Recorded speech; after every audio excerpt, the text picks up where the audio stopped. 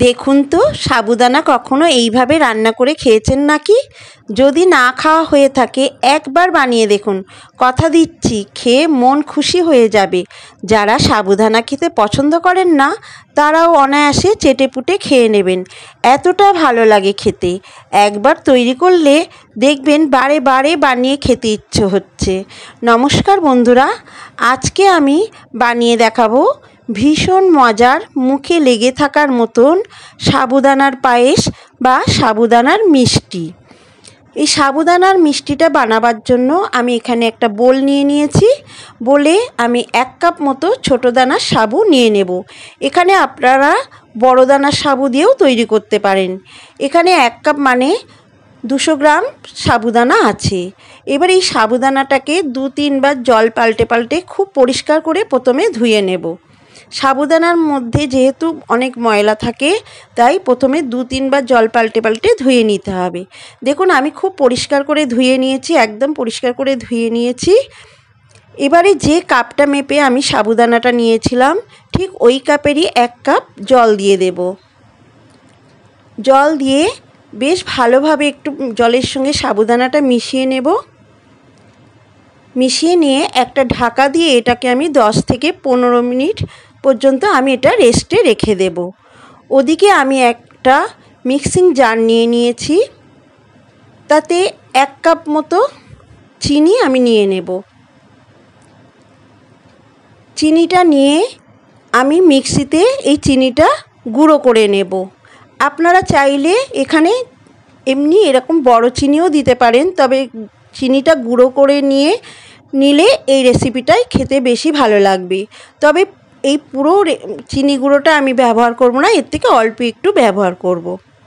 দেখুন 15 মিনিট পরে দেখাচ্ছি, সাবুদানাটা একদম ভিজে গেছে, একদম নরম হয়ে গেছে, আর একটুও জল নেই। ঠিক এরকম শুকনো শুকনোভাবে রেডি করে নিতে হবে। এবারে এখানে দিয়ে দেব যে চিনিটা গুঁড়ো করে রেখেছিলাম, 2 চামচ মতো চিনি গুঁড়ো দিয়ে দেব।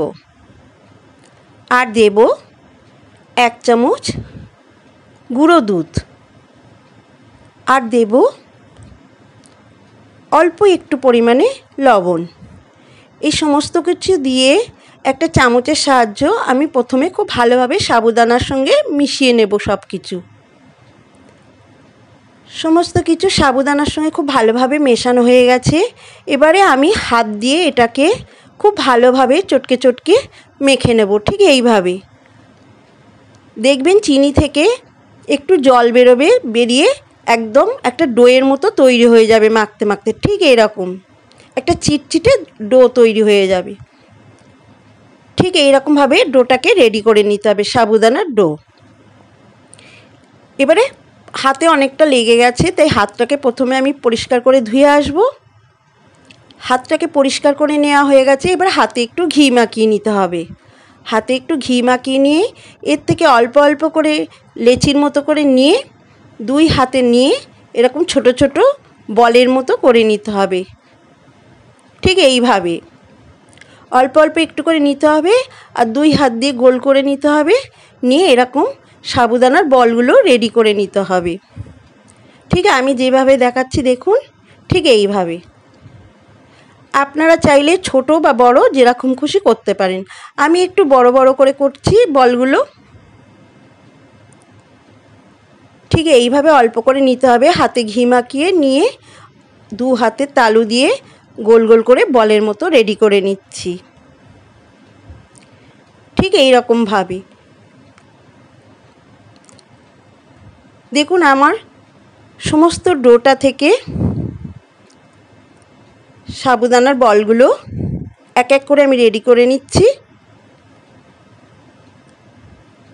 এই সময় হাতে একটু লেগে যাবে, একটু চিটচিটে করবে, আবার একটু ঘি মাখিয়ে নেবেন। নিয়ে হাতে এরকম সমস্ত বলগুলো রেডি করে নিতে হবে।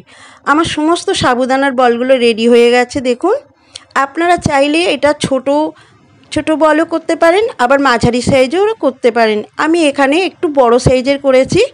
আমার 1 কাপ সাবুদানা থেকে এতগুলো বল রেডি হয়ে গেছে, সাবুদানার বল। এবারে এটাকে এক সাইডে রেখে দেব। রেখে দিয়ে গ্যাসের উপরে একটা কড়াই বসিয়ে দিয়েছি।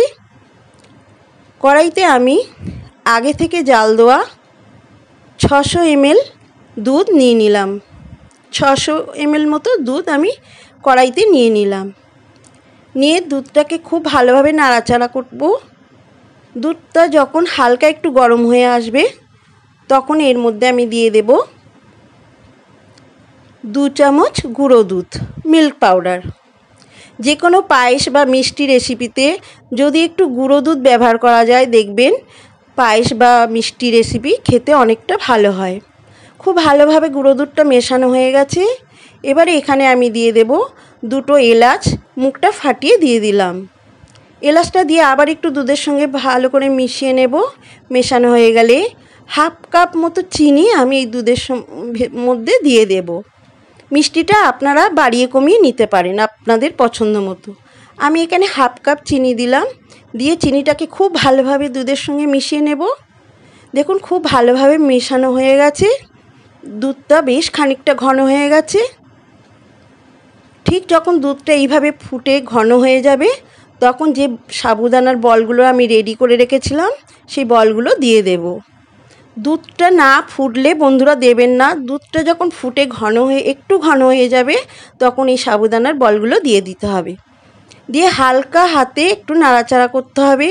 হালকা হাতে নাড়াচাড়া করতে করতে আমি এটাকে 5 থেকে 6 মিনিট রান্না করে নেব মিডিয়াম আঁচে। গ্যাসটাকে মিডিয়ামে রেখে 5 থেকে 6 মিনিট রান্না করে নিতে হবে। এই সময় অনবরত একটু নাড়াচাড়া করতে হবে, না হলে দুধটা কড়ার নিচে লেগে যেতে পারে।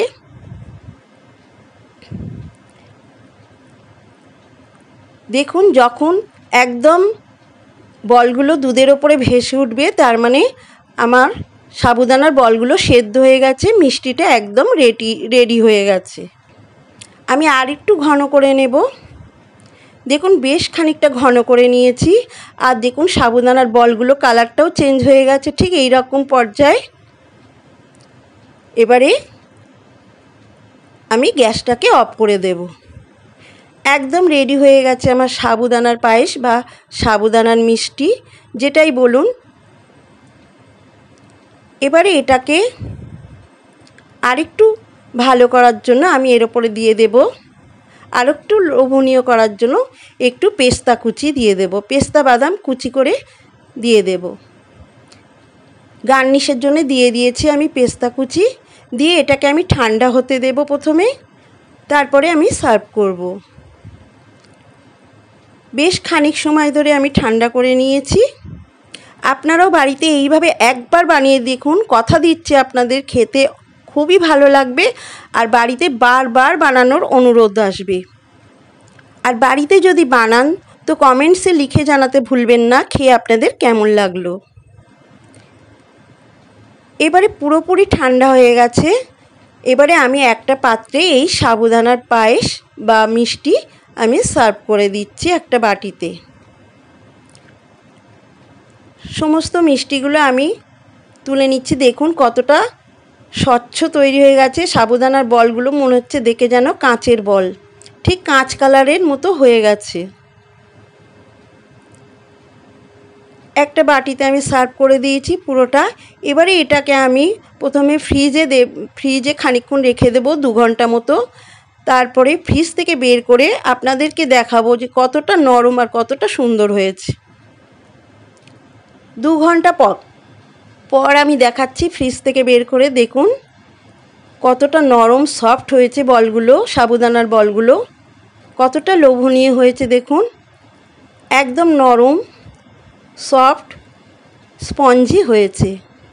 আপনারাও এইভাবে বাড়িতে বানিয়ে খান, অবশ্যই বলছি আপনাদের খেতে ভালো লাগবে। আবার বানাবেন, বানিয়ে বারবার খাবেন। আমার আজকের এই সাবুদানার পায়েস বা সাবুদানার মিষ্টি যদি ভালো লাগে তো অবশ্যই একটা লাইক করবেন আর আমার চ্যানেলটিকে সাবস্ক্রাইব করে আমার পাশে থাকার অনুরোধ রইল। আবার ফিরে আসব এরকম ধরনের আরেকটি রেসিপি নিয়ে। ততক্ষণে সবাই ভালো থাকবেন, সুস্থ থাকবেন। আর আমার এই রেসিপিটা এতক্ষণ ধরে দেখার জন্য সবাইকে অসংখ্য ধন্যবাদ।